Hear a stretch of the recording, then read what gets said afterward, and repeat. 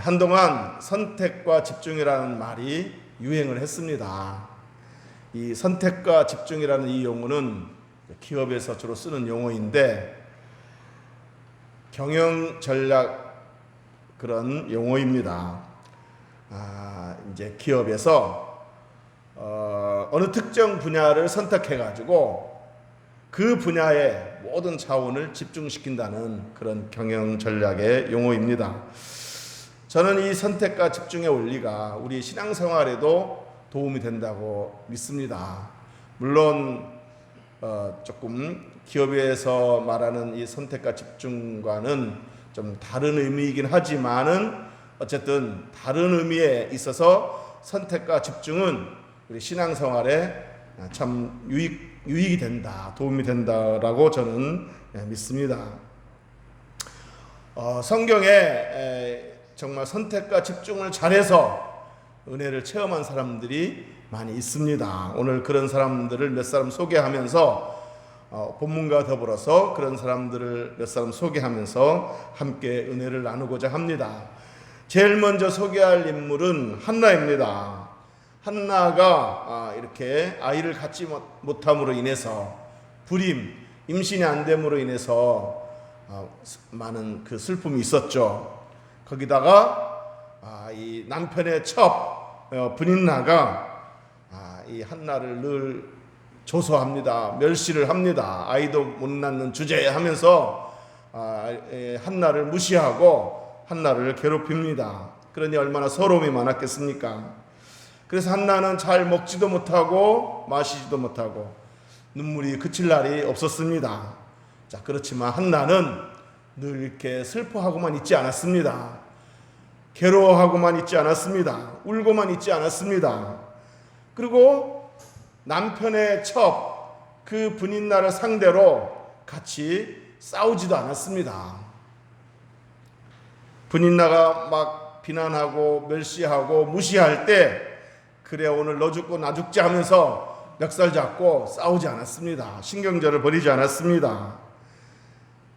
그와 같은 행동은 한나가 생각했을 때 그건 지혜로운 선택이 아니다 라는 사실을 잘 알았기 때문입니다. 그래서 한나는 사람을 붙잡고 싸우는 것 대신에 하나님을 붙잡고 기도하기로 선택을 했습니다.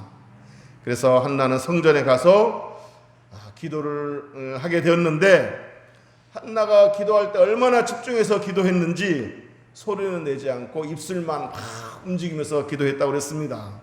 그 모습을 본 엘리 제사장이 한나가 술 취해서 술주정하는 줄 알고 책망했습니다. 한나야, 술 취했으면 집에 가서 자야지 여기서 뭐 하는 짓이냐 하고 책망했습니다. 여러분, 이때 한나는 이런 선택을 할 수도 있습니다. 아니, 내가 너무 슬퍼서 괴로워서 이렇게 하나님께 이 슬픔을 토로하는데 이것을 알아주지는 못할 망정 술주정한다고 이렇게 책망하니 이러면서 제사장한테 상처받았다고 하면서 팩하고 집으로 가버리는 것을 선택할 수도 있었습니다. 그러나 한나는 그렇게 선택하지 않았습니다. 정말 제사장님 술주정하고 있는 것인지 아니면 슬퍼서 이렇게 하나님께 호소하며 기도하는 건지 그것도 구분 못합니까 하면서 제사장에게 따지듯이 말하면서 팩하고 그냥 짐 싸서 집으로 가는 것을 선택할 수도 있었는데 한나는 계속해서 기도하는 일에 집중을 했습니다. 한나는 공손하게 제사장님 내가 술 취해서 그런 것이 아니고 너무 마음이 슬프고 괴로워서 하나님께 이렇게 호소하는 겁니다 하고 공손하게 설명을 하고서 계속해서 기도하는 일에 집중을 했습니다. 그것 때문에 제사장의 말 때문에 막 흔들리거나 그래서 팩하고 집으로 가버리지도 않았고 여전히 기도를 선택했고 은혜 주실 하나님께 집중을 했습니다.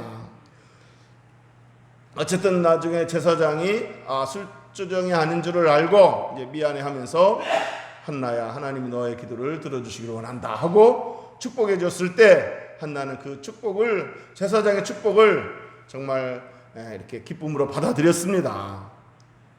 여기서 만약에 한나가 에휴 저렇게 영성이 없는 제사장 술 취한 것인지 기도하는 것인지 그것도 모르는 저 영성이 없는 제사장이 나한테 축복해봤자 별 도움이 안 될 거야 하면서 제사장의 축복을 우습게 여기면서 안 받아들였다면 한나는 복을 받지 못했을 겁니다. 그러나 자기에게 상처를 줬던 제사장이지만 그 제사장이 축복해 줬을 때 하나님의 그 제사장을 통해서 하나님께서 복 주신 줄로 믿고 그 축복을 믿음으로 받아들였습니다. 선택을 잘한 거죠. 그리고 계속해서 집중해서 기도를 했습니다. 그 결과 하나님은 이 한나에게 아들 사무엘을 주셨고 한나는 그 아들을 안고 하나님께 감사의 기도를 드릴 수 있었습니다. 이게 바로 한나의 선택과 집중의 결과입니다. 자, 그런가 하면 다윗도 선택과 집중을 잘했습니다. 다윗이 아버지 심부름으로 군대 가 있는 형들을 면회하러 갔다가 누구를 만납니까? 거기서 마침 막 호령하는 거인 장수, 블레셋 나라 장수 골리앗이 막 호령하는 것을 보게 됩니다. 이스라엘 군대를 모독하고 하나님을 모독하는 말을 하는 것을 보게 됩니다. 이것을 본 다윗이 의분이 일어나서 내가 저 골리앗과 맞서 싸우겠다라고 나서자 이 다윗을 말리는 사람이 있었습니다. 그게 누굽니까? 형들이 말렸죠. 형들이 다윗을 비난하면서 책망했습니다. 네가 헛된 영웅심에 빠져가지고 저 무모한 싸움을 하려는구나.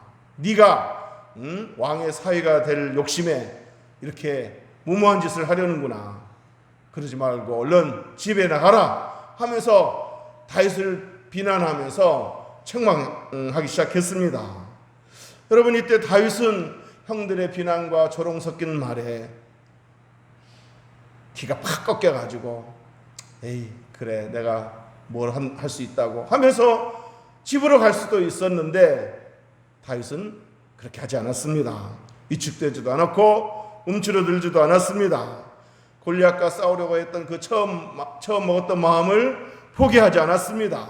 다윗은 싸움의 대상 골리앗에만 집중을 했습니다.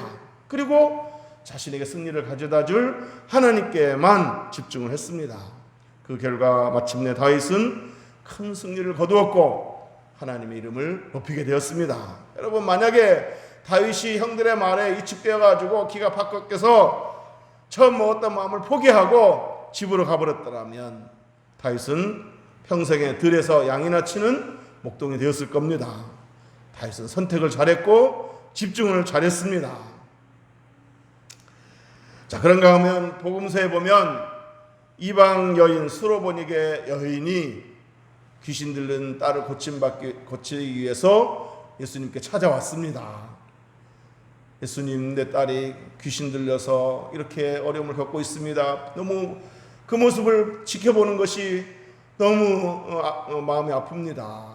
내 딸을 좀 고쳐주세요 하고 간청을 했습니다. 자, 이때 예수님께서 이 이방 여인의 믿음을 시험하기 위해서 마음에 없는 말을 하기 시작했습니다. 자녀의 떡을 취하여 개들에게 던지는 것이 마땅치 않다. 그러니까 이 여인을 개 취급한 거죠. 대놓고 개 취급을 한 겁니다. 그러자 여인이 뭐라고 대답했습니까? 주여, 옳소이다마는, 주님의 말씀이 맞기는 합니다마는 상 아래 개들도 아이들이 먹던, 주인의 아이들이 먹던 그 부스러기를 먹나이다. 이렇게 대답을 한 거예요. 그러니까 이 여인의 말은 이거예요. 개들이 주인의 밥상에서 주인의 손만을 집중하여 보다가 그 주인의 아이들이 이렇게 음식을 흘리면 얼른 주워 먹는 것처럼 저도 비록 이스라엘 사람이 아니고 이방 여인이지만 저에게 이 떡부스러기 같은 은혜를 주신다면 제가 개 취급을 받아줘 좋습니다. 제 딸을 고침을 받을 수만 있다면 부스러기라도 좋습니다. 개 취급을 해도 좋습니다 하고 계속해서 주님께 매달리며 주님께 집중을 했습니다. 이 말을 들은 예수님께서 여인에게 뭐라고 선포하십니까? 네가 이 말을 하였으니. 네가 이 말을 하였으니. 이 말은 네가 이렇게 개 취급을 받아도 이렇게 믿음의 말을 했으니, 지혜로운 것을 선택했으니, 그러면서 귀신이 네 딸에게서 나갔느니라 하시면서 여인의 딸을 고쳐주셨습니다. 여러분, 만약에 이 여인이 예수님이 자기를 시험하는 줄도 모르고 예수님의 말이 진심이라고 생각하고서, 아니 예수님이 나를 이렇게 취급하다니 하면서 자존심이 상해가지고 그 자를 박차고 집으로 가버렸더라면 이 여인의 딸은 고침받지 못했을 것이고, 이 여인은 평생 자기 딸이 귀신에게 시달리며 고통받는 모습을 지켜봐야만 했을 겁니다. 그러나 여인은 선택을 잘했습니다. 집으로 팩하고 가버릴 것인지, 아니면 계속 주님께 매달리며 은혜를 구할 것인지, 그 상황에서 이 여인은 주님을 선택했고 주님께 집중을 했습니다. 이번에 우리 교회에 이렇게 딸이 갑자기 아픈 바람에 지금 마음이 매우 힘들 것이라고 생각되는 그 집사님이 계시는데, 이전에도 그래왔던 것처럼 이번에도 원망 대신에 감사를 선택하고, 한숨 대신에 찬송을 선택하고, 낙심 대신에 기도를 선택할 수 있기를 주의 이름으로 축복합니다. 그러니까 오늘 교회에 나와서 이렇게 예배 드렸겠죠. 얼마나 마음이 심란했겠습니까? 오늘 또 집도 이사를 한다는데, 물론 이사는 이제 집이 좁아서 더 넓은 집으로 이제 이사를 하는 거지만, 어쨌든 오늘 이사도 해야 되고, 또 딸 병원에 또 가봐야 되고, 그리고 딸이 이렇게 병원에 있으니 얼마나 좀 마음이 심란합니까? 그런데도 이렇게 예배를 드리는 것은 뭐겠습니까? 주님, 원망 대신에 감사를 선택했습니다. 한숨 대신에 찬송을 선택하기로 했습니다. 낙심 대신에 기도를 선택하기로 했습니다. 그리고 나아가서 나에게 또 한 번 큰 은혜를 주시는 하나님께 집중하기로 했습니다. 이번 기회에 딸에게 특별한 체험을 주실 줄로 믿습니다. 간증거리를 주실 줄로 믿습니다 하고 이렇게 교회에 나온 거 아니겠습니까? 정말 우리 사랑하는 집사님에게 다시 한번 큰 은혜를 체험할 기회가 되고, 딸에게는 정말 새로운 삶을 이렇게 살게 될, 잊을 수 없는 그 인생의 전환점을 맞이하게 될 기회가 되고, 다시 한번 큰 간증거리를 갖게 될 기회가 되기를 주의 이름으로 축복합니다. 우리 집사님의 선택과 집중이 정말 큰 결과로 이어지기를 주의 이름으로 축복합니다. 자, 이제 오늘 본문을 얘기하도록 하겠습니다. 오늘 본문에서도 선택과 집중을 잘했던 또 한 사람 이야기가 나옵니다. 본문에 나온 주인공 바디메오는 앞을 못 보는 맹인이자 길에서 구걸하며 사는 거지였습니다. 늘 자신의 신세를 한탄하면서 살았을지도 모르는 이 바디메오에게 희소식이 들려왔습니다.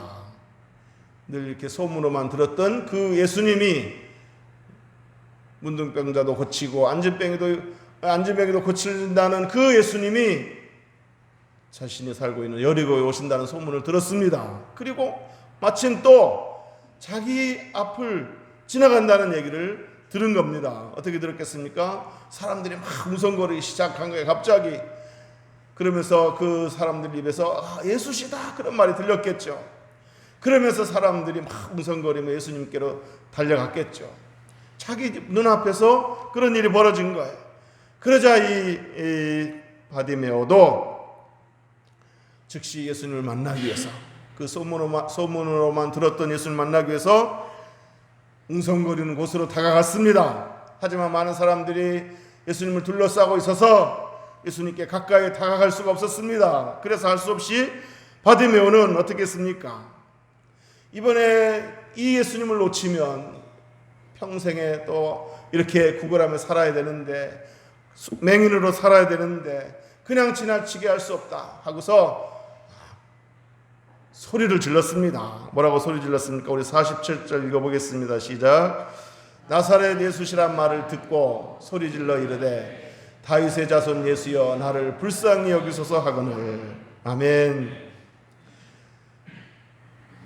바디메오는 그냥 예수님이 지나치게 할 수 없어서 소리를 지르되 큰 소리로 소리를 질렀다고 그랬습니다. 행여 못 들으시고 그냥 지나칠까봐 다윗의 자손 예수여 나를 불쌍히 여기소서 하면서 힘껏 소리를 질렀습니다. 여러분, 이 거지 주제의 그 상황에서 소리를 지른다는 것은 참 눈치가 보일 그런 일 아니겠습니까? 그렇지만은 이 기회를 놓칠세라 그는 있는 힘껏 소리를 질렀습니다. 그랬더니 아니나 다를까 여기저기서 책망하는 소리가 들리는 겁니다. 이 거지 주제에 어디서 큰 소리를 지르느냐, 조용히 하지 못하고 하면서 막 야단을 칩니다. 제자들까지도 야단을 칩니다.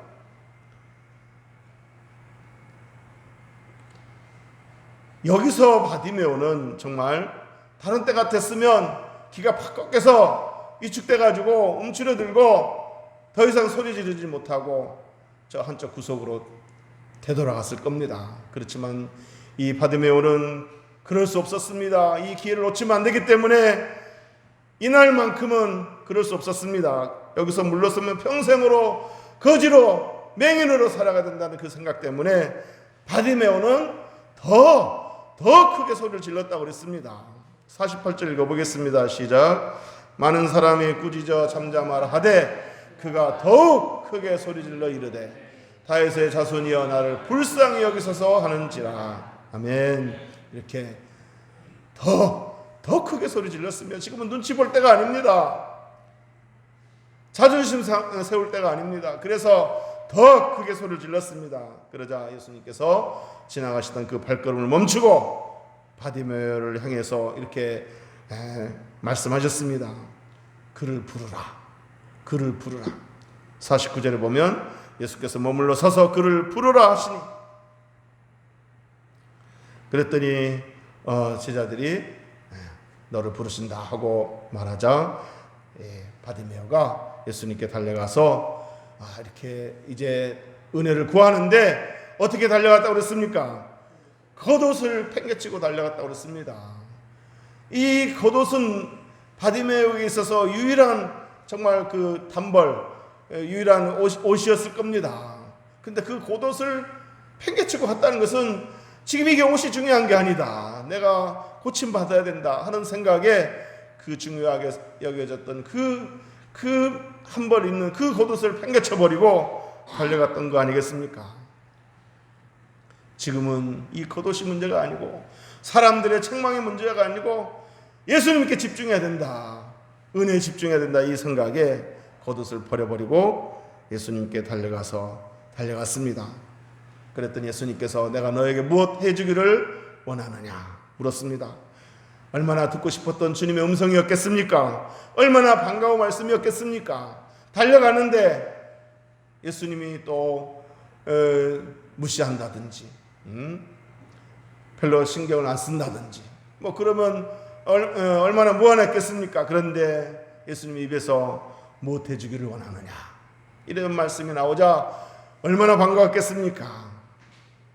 정말 예수님이 불러준 것만도 감사하고 또 친절하게 대해준 것만으로 감사하는데 소원이 뭐냐고 물으니까 얼마나 기뻤겠습니까? 바디메오는 이미 준비된 말이 있었죠. 주여 보기를 원합니다. 보기를 원합니다. 그러자 예수님께서 바디메오에게 이렇게 선포하셨습니다. 52절 읽어보겠습니다. 52절 시작.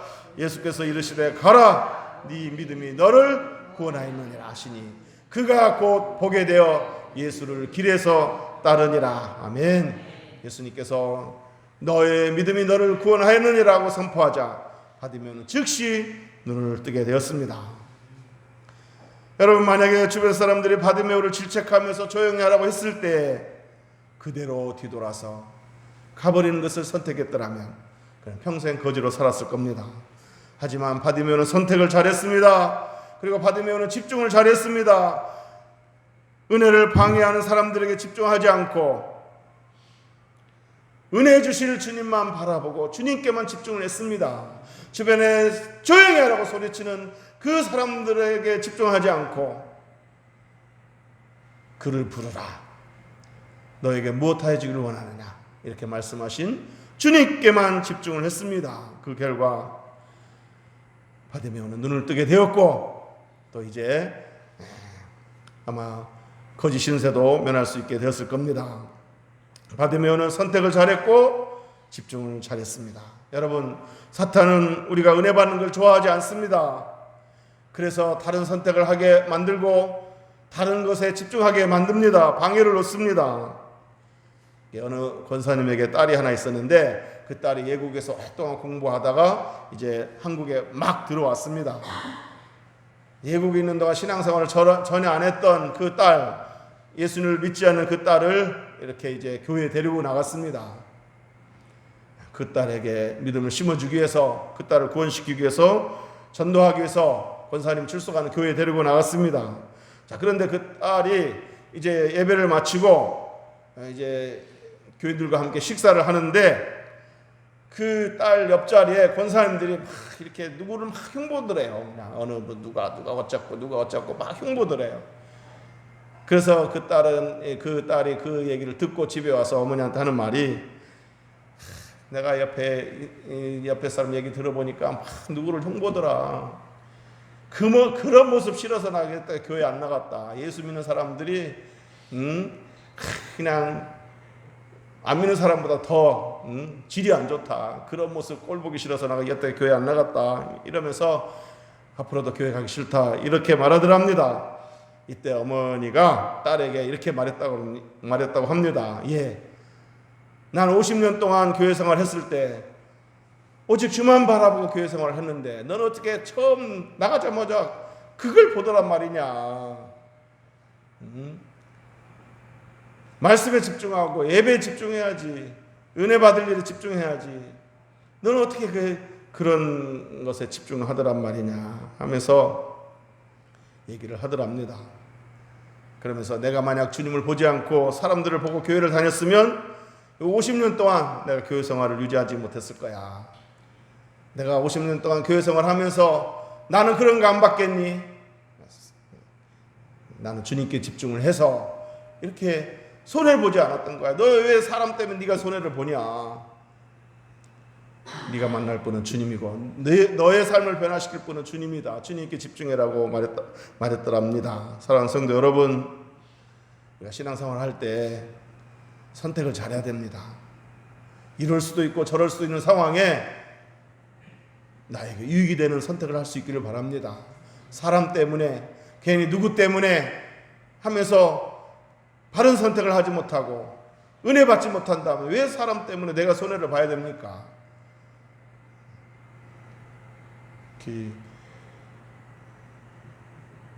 기적 소리는 울려도 개는 지저댄다. 개는 거꾸로 얘기했네요. 개는 지저대도 기차는 지나간다. 그런 표현이 있잖아요. 누가 뭐라고 해도 나에게 유익이 안 된다면 듣지 마시고 오직 주님께 집중하는 것이 중요합니다. 예배 드릴 때도 봉사할 때도 오직 주님께만 집중할 수 있기를 바랍니다. 주님께 은혜 받는 일에만 집중하고 여러분의 믿음이 성장하는 일에 집중하고 여러분이 복 받는 일에 집중하고 여러분의 삶이 더 풍성해지는 일에 집중할 수 있기를 주의 이름으로 축복합니다. 기도하겠습니다.